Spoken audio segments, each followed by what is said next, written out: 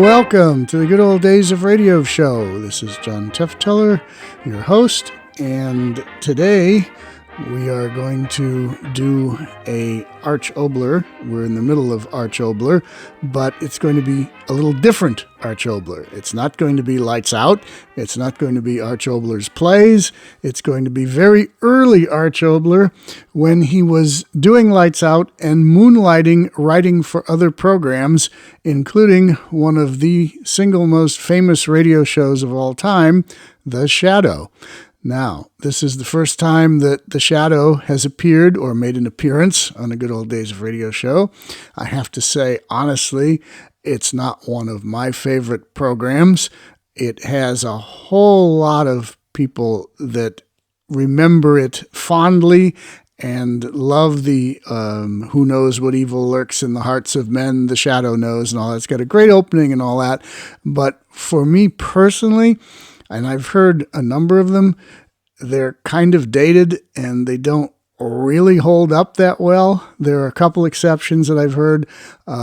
This one I have not heard, and so I'm going to hear it along with you. But my producer tells me it is one of the most unusual episodes of The Shadow you will ever hear, and that makes sense because Arch Oboler is involved with it. You have Orson Welles playing The Shadow, and of course anything with Orson Welles is great. At least listening to his voice is great. And you have Agnes Moorhead in here, I guess, as Margot Lane, and you have a script by Arch Oboler. So those of you who remember The Shadow fondly, if there's still people who actually heard The Shadow on the radio back then and are listening to this now, that's interesting. That's good. You're still out there. This probably will not be The Shadow that you remember. If you're an old-time radio fan and you've listened to a lot of recorded episodes of The Shadow that have been circulating around there for a while. Again, this will not be like what you're used to. It will be a bit unusual, and we will go into that more after we hear it. So from June 26th, 1938, here is The Shadow.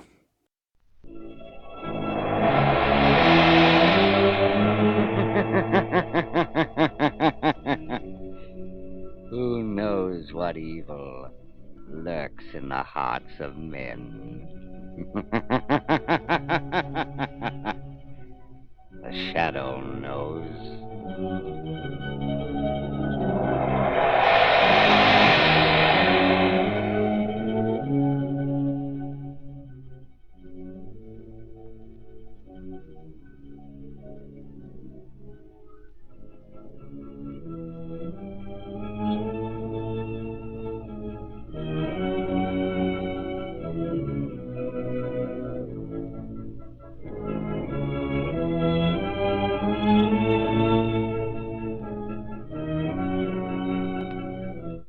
Ladies and gentlemen, today's Shadow Adventure starts in just a moment.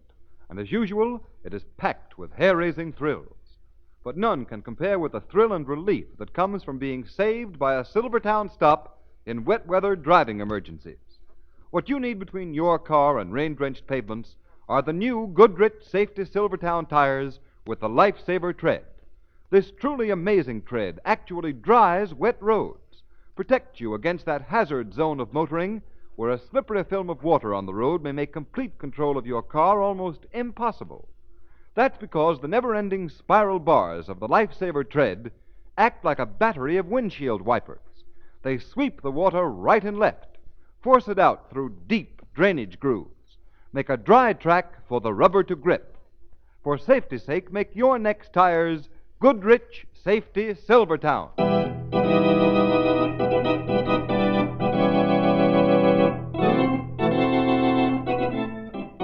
The Shadow, Lamont Cranston, a man of wealth, a student of science, and a master of other people's minds, devotes his life to righting wrongs, protecting the innocent, and punishing the guilty.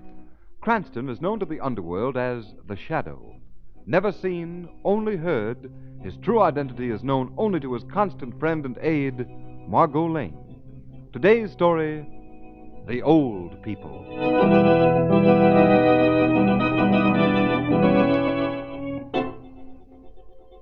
Argentine, Flight D8 calling. Argentine, flight D8 calling. Go ahead, D8. Position approximately 80 miles southeast headwaters of the Amazon. Flying 9,000 feet, visibility good. Airspeed 210. Next report at 4:30. Next report at 4:30, that is all.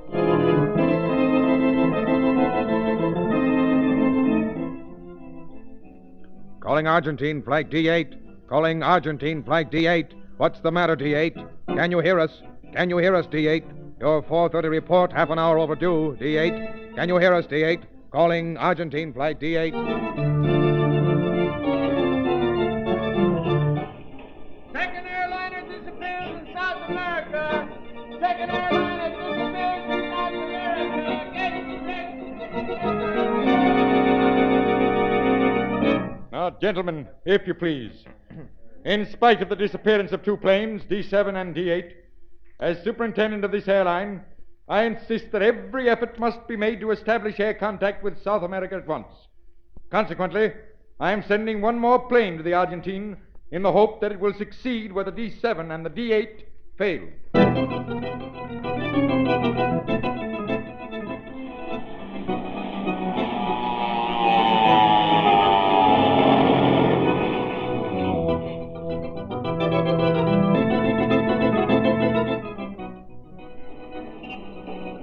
Extra, third Argentine plane disappears. Third Argentine plane disappears. Extra.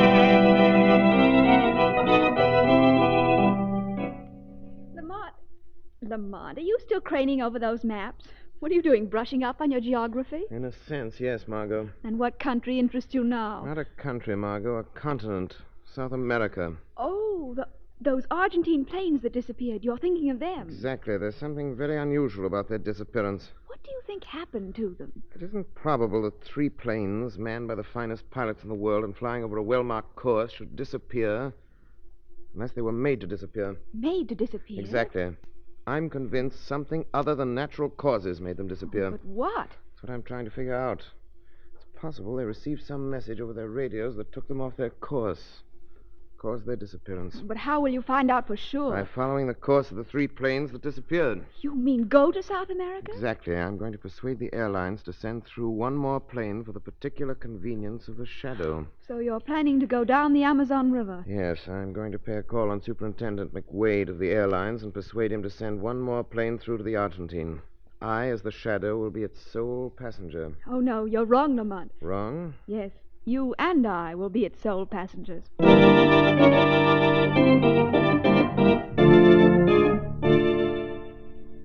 Look here, Superintendent McWade. Let me fly a plane down to the Argentine and try to find those planes that disappeared. I'm sorry, Jack. We canceled all South American flights. Yeah, but Terry Kane, the pilot on the D9, he was my best friend. I've got to have a crack at finding him. No, Jack. We're not going to risk any more planes disappearing. 3 are enough. Why don't you let him have a try at it, Superintendent? Well, who are you? I am the Shadow. The Shadow? But where are you? As my name implies, Mr. McWade, I am in the shadows. Right here in this room. Well, I don't understand. It's really quite simple. I've merely cast a cloud over your perceptions so that you're unable to see me. Say, I remember. You're that fellow that no one ever sees. I'm flattered that you know of me, pilot. Yes, but what do you want here? I've come to help you find those missing planes. How? Superintendent McWade, I want you to permit the plane that was to have taken off for the Argentine tonight to leave on schedule. Well, that's out of the question. We've officially discontinued our South American service. Then restore the service unofficially for tonight. Why not, Superintendent? Maybe this Shadow knows something. I'll take a chance on flying him down. I appreciate your cooperation, pilot. Mr. McWade, I guarantee I'll clear up the mystery of the missing planes within 48 hours. If you will do as I say, have a plane ready to take off tonight at the scheduled hour. A woman will board it. A woman? Yes. Well, who is she? I cannot tell you that. But you must make no attempt to discover her identity. All right, but how will we know her? She'll be wearing a long coat with a collar turned up around her face. She'll go right to the plane and board it. You're coming along, too. Most certainly, pilot. I shall be hiding in the rear of the plane. The baggage compartment, probably. I want your promise that you will make no attempt to try and find out who I am. All right. I promise. But what's the idea? Just that I am the shadow. And the shadow can only be heard, but never seen.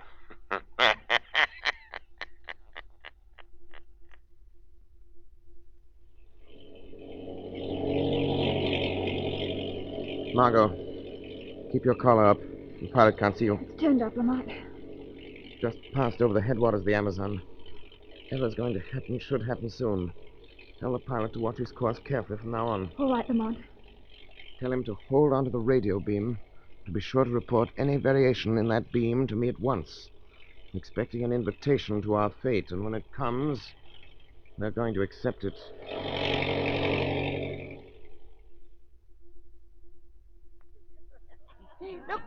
Look, Imperatore. He makes the young American old like us. Imperatore, he is a great man. Young, where could he cry like baby? Imperatore hates all young people. No, don't, you fiend. Get away. No good screaming. Nobody can hear you down here by the Amazon now. No American ever come by the South American jungle lest I, Anton Freeman, make him come here. Like I make you come here in your aeroplane. Call off these, whatever they are. Call them off. I am clever, huh? I build radio station. I send you radio beam signals. I take you off your course. I bring you here to my laboratory cave so you are lost in the world. Let me up! Let me up! Fine pigs! Hold him to the table. Hold him down. Let me go! Now, Go!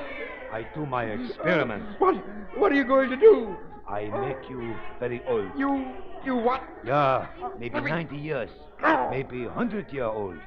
Then you be older than Anton Freeman. Oh, you don't know what you're talking about. Oh, yeah. Always around me there are young people. They laugh at me because I am old. So now, I make you old. No. Older than me. Then I look at you. Oh, and I say to myself, Anton, you are a very young man. Fierce man older than you. No. Come. It is time for the experiment. Get away from me! Get away! I make you very old. Twisted old man. Yeah. I make you very old man. What are you going to do to me? What is that serum you're giving me? It is the serum to make you very old. Oh, my body. Oh, what's happening to it? It is becoming twisted and bent, like an old tree that lives too long. Oh, my voice. What's happening to my voice? It is old, like rusty shutters that go creak, creak in the wind. I can't breathe. I'm suffocating. No, you are old man. It is hard for old men to breathe. Yeah, you are very old. Now I, Anton Freeman, am young man, and you are old, very old. Imperatore! Hey, what is it, old pig? On the radio, we heard another airplane is coming. Ah, more people come fly over me, huh? Yeah. That is good. I need more young American for experiment. Come.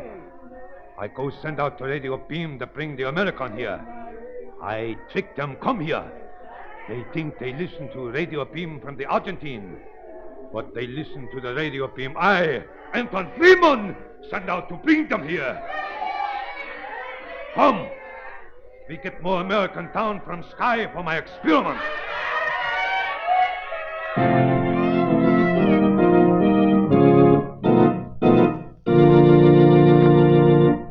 Ladies and gentlemen, while you're waiting for the climax to the Shadow's exciting story, let me ask you one or two very important questions. Are your tires safe? Have you ever experienced that sickening feeling that comes when a car skids out of control? Do you realize the havoc that one blowout can play with life, limb, and pocketbook? The Shadow knows. It may take just one skid, just one blowout to end your driving days for good. Yes, riding on flimsy, unsafe tires is a mighty big gamble. You may win, but suppose you lose. Don't gamble. Have your car equipped with those amazing new Goodrich Silver Towns? Because this new kind of tire has what it takes to keep you and your family off the accident list. Inside, it has the famous golden ply blowout protection that has already saved thousands of motorists' lives.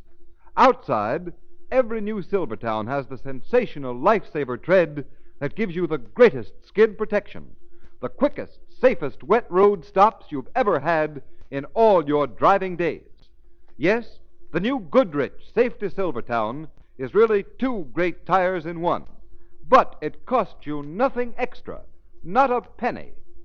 Why guess about the condition of your tires? For safety's sake, ride on Goodrich Safety Silvertown.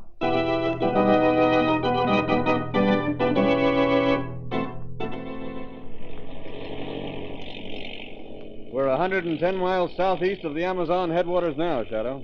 Then our mysterious friend should be sending us a radio message soon.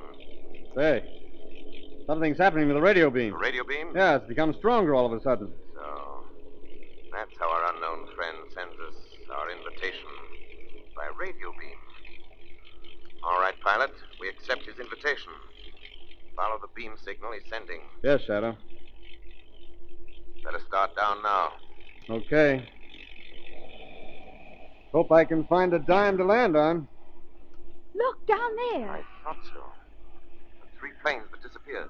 Say, my hat's off to you, Shadow. You sure picked the spot. There's plenty of room to land, isn't there, pilot? Well, not as much as I'd like. Here we go.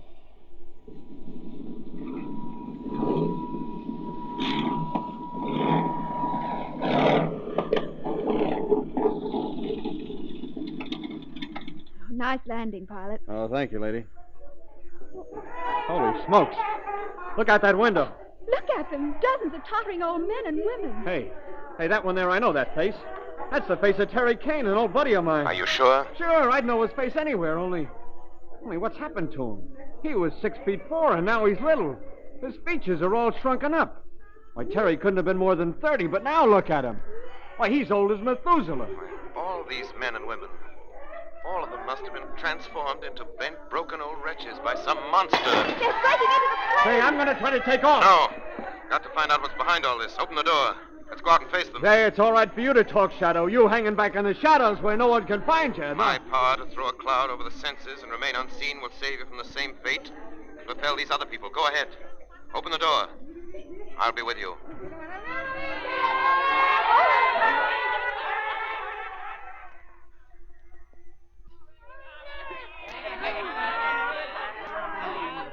Hey, quit pulling us, you mangy old geezers. Hey, pretty lady. Nice lady. Me take her. Hey, that's Terry.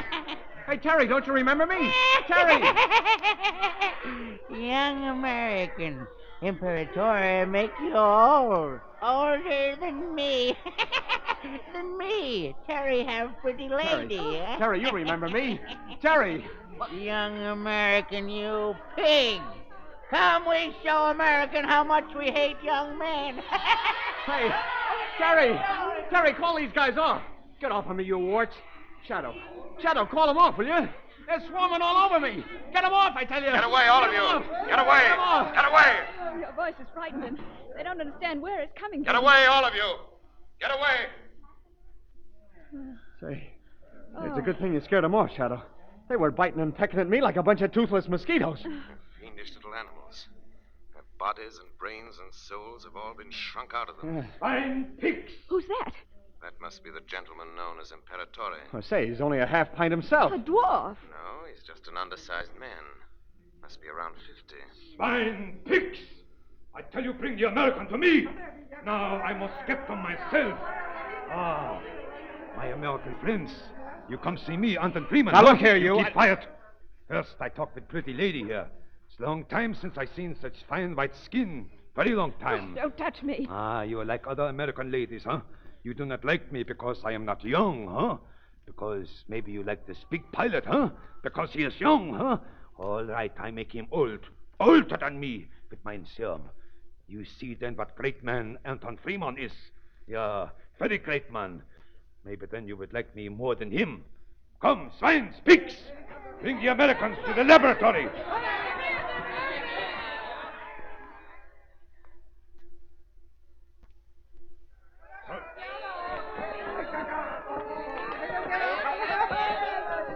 Throw the American on the table. No, you devils can't do this to me. Hey. Let me up.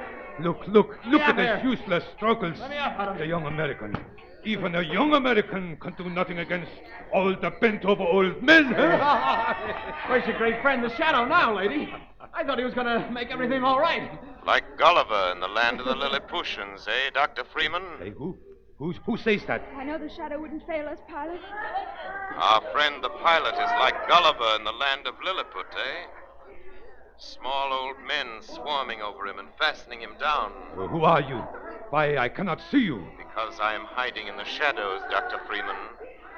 You see, I hate youth and its taunts. I am afraid of growing old, too, Dr. Freeman. Ah, you are old and bent too, huh? Yes, so I learned to live in the shadows, away from human eyes, to conceal my age. Ah, but what I would give for a serum like yours, to avenge myself for the scorn of robust young people by making them older than I am. Ah, you know about my serum, Yes, and I know how you can shrink the bodies of these people you make old, as primitive people used to shrink the heads and bodies of corpses. You're a brilliant scientist, Dr. Freeman. Yeah, all by myself I found the serum. Here in the jungle, away from where there are young people.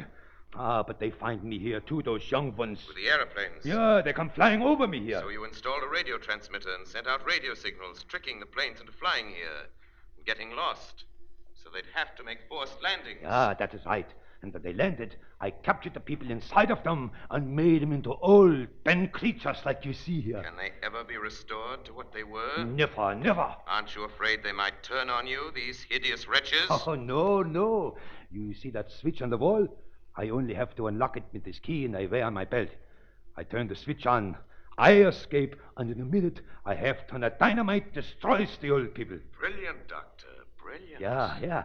I show you now with the pilot how brilliant I am. Hey, get away from me. Dr. Freeman, so brilliant a scientist as yourself must have other medical wonders he's discovered. Ah, yeah. Still another serum I have. Another serum? To do what, Doctor? A serum to make little men big. To make little men big? Yeah. What effect would your serum have on these old people, Dr. Freeman? It would make them stupid monsters, because they have no brains, now even. Dr. Freeman, have you ever thought of using that serum on yourself? On myself? You could make yourself tall and big, taller than any young man. Taller than a young man? Dr. Freeman, think. Supposing you were to take the serum yourself, making yourself tall and strong. Yeah. And then, supposing you transformed all your old creatures into monsters. Why, with your brains and their strength, you could conquer the world. Yeah, you are right. Think. The tall and handsome Dr. Freeman. Yeah. Able to conquer the world. Yeah. Think of it. Come. Try it. Yeah, but can I give the serum to myself? A great surgeon like yourself can accomplish any miracle, Dr. Freeman, even to giving yourself an injection of the serum. Ah, you are right. It is right in this bottle here. Good. There's a mirror on the wall. Stand before it and give yourself the injection. Yeah, but... Think. Master of the world, Dr. Freeman. Yeah. Certainly that's worth any effort. A little pain. Oh, yeah, you are right. I will do it. How do you start? I show you. I fill this glass tube with the serum. Oh, no, I cannot do this. Come. There's no time to hesitate. The whole destiny of the world is in your hands. Master of the universe. Yeah, I will do it. Now what? I inject the serum. I am, you see, I am growing, you see. Mother McCree, the guy's growing like a balloon blowing up. Look at him. You see, man in the shadows, I am growing. Yes. Yes, I see, Anton Freeman.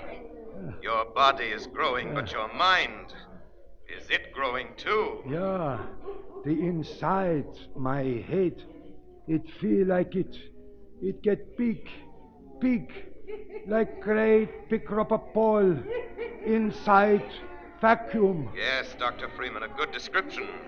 A great rubber ball inside a vacuum. You forgot that your serum to enlarge the body would enlarge every organ of your body, even your brain. Yeah, I will even be greater genius. No. Your genius will shrink and disappear. You can enlarge the brain, Dr. Freeman, but you can't enlarge the matter that makes for intelligence. The larger your brain gets, the smaller your ratio of intelligence. You're becoming a stupid, heartless, brainless monster. like your wretched creations. No, I will show you. Margot, quickly. You and the pilot get to the plane. Get ready for the takeoff. What about you, Lamont? I'll join you as soon as this monster's destroyed himself. Hurry. Well, Dr. Freeman, your serum works, doesn't it? You're tall now, 7 feet, maybe more. But you're stupid. I will kill you, man in the shadows. I doubt that. You're too stupid to defend yourself now, even against your old people. You forget. The dynamite. I will turn the switch. Blow them on you to pieces. That is it. I will blow them up, and you, first, I unlock the switch. Get away from that switch, Freeman. The man in the shadows, he is afraid, huh? Dr. Freeman, he's not afraid. Dynamite cannot hurt great, big Dr. Freeman. See, already more than 7 feet I am. Now, I turn the switch. Take your hand off that switch. Make me take it off. You think you can make giant Dr. Friedman do anything? Very well, I will make you take your hand off it. Take off your hand from that switch. There you are. Now I feel you. Let go. Let go of me. Dr. Freeman, find where you are. Let go of my arm. You come to take my hand off the switch. That show me where you are. Now the great Dr. Freeman, he even can kill someone he cannot see. Let go of me. Now, I turn the switch that set off the dynamite. There, Shadow. In exactly 2 minutes, all people, they all explode. You'll die too if that dynamite goes off. No, the great Dr. Freeman, he live even against dynamite. Shadow, lie to Dr. Freeman. You are big man, young too, huh? I feel how big you are, but not so big as me. I can crush you like a paper box. Lamont, what's he doing to you? He's located me by touching me. Now he's crushing me in his arms. I can't hold up to him for long. Pretty lady. Terry like pretty lady. Terry. Margot, get to the plane and leave at once. That dynamite will be going off soon. Terry, you like me? Terry like pretty lady very much. I like you too if you'll do something for me. Yeah, I do anything for pretty lady. Then you and your friends let the American alone and attack the Imperatore. Oh, Imperatore, too great. No, he's just a big stupid man now. Look at him. He's making himself large so he can destroy you. No. Try to save me, Margot. Don't. Save yourself before they dynamite. Then get rid of the Imperatore, Terry. Get rid of Anton Freeman. And then you like Terry? Yes, very much. All right, we do it. We will attack Dr. Freeman. And look, no more is Imperatore, old man. He's a big man now, so he can hurt us. Come with your Imperatore. He can't hurt us. Come. Peaks! Away! Come with your Imperatore. How much we hate him. Come on. Hey, Chris! You bite me! You stop bite me! You bite me! Stop bite me! Margot, I'm here with you. Oh, thank goodness, Lamont. You made those wretches attack Freeman. You had to let me go. Hurry, let's go to the plane. The pilot's out there now. Just another minute or two with his arms strangling me, and I'd been finished. I'm afraid I rather overestimated my strength against the strength of a monster. His arms were like bands of steel.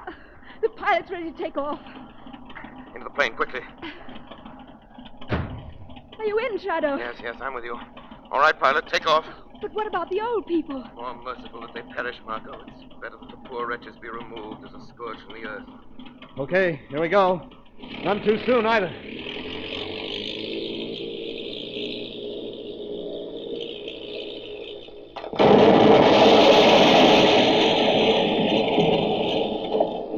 Just in time. Freeman and his fantastic empire are ended by his own devices, destroyed by the creatures of his own fiendish creation. The creatures he had devised to satisfy his own egotistical hatred. Well, the South American Air Service is safe once again.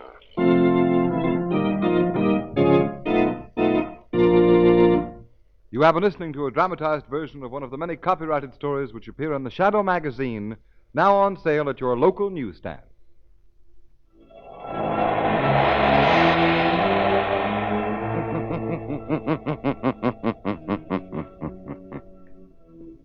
the weed of crime bears bitter fruit. Crime does not pay. The shadow knows. All the characters and all the places named are fictitious. Any similarity to persons living or dead is purely coincidental.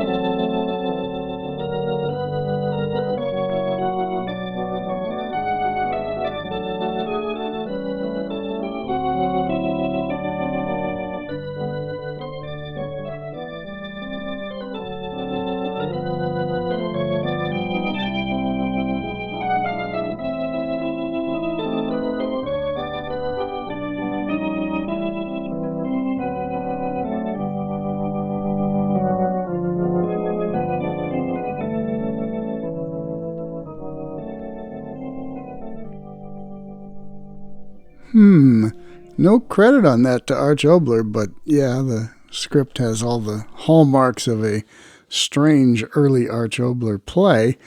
Interesting that it would be just a week after this broadcast that Orson Welles would start the Mercury Theater on the air with his great dramatization of Dracula, which we featured way early on in the Good Old Days Radio Show podcast. You can look that one up. It's from way back when we first started. It's one of the first things we did. And it aired almost exactly a week after this particular program. A number of actors played the Shadow over the years. Orson Welles was, I believe, the first, and probably somewhere around this time, once he'd launched the Mercury Theater on the air, I think he backed away from doing the Shadow, and other actors were brought in to play the role. As I said at the beginning, it's not one of my favorite shows. I get it that it has a great opening and a great closing line and all that, but overall they tend to be kind of corny and dated. Even with Oboler's touch on this one, it's still a bit corny and dated. But I thought we would do this since we're saluting Arch Oboler, and it works out here. We may or may not feature the Shadow in the future. If we do, we'll pick a much better script. Even though it's hard to top Orson Welles, he didn't write the script, so he's got to give his best performance based on what he's given to read. Same with Agnes Moorhead, but yeah, a superb cast, an interesting story from Oboler, just a little bit different. Okay, I don't know what else to say. It's like, all right, that was different. Okay, we'll use the word different. Next Tuesday, we have our second appearance with Tommy Cook, our special guest Tommy Cook, who appeared with Arch Oboler as a young radio actor in the late 30s and 40s. And you heard him on this past Tuesday, and you will hear him again next Tuesday with another kind of lighthearted Arch Oboler's plays. And then we will be back next Thursday with a little bit more along the lines of what we normally do on Thursday, although this particular one for next week is more of a thought play than a horror play, and it's actually very well written and very well acted. So make sure you come back to this spot next Thursday and listen to that. And then we will wrap up the Arch Oboler series the following Tuesday with another kind of lighthearted thing, a very famous lighthearted thing, actually. So tell you more about that as we get up to it. But anyway, John Tefteller of the Good Old Days of Radio Show, thanks for listening, and see you next time.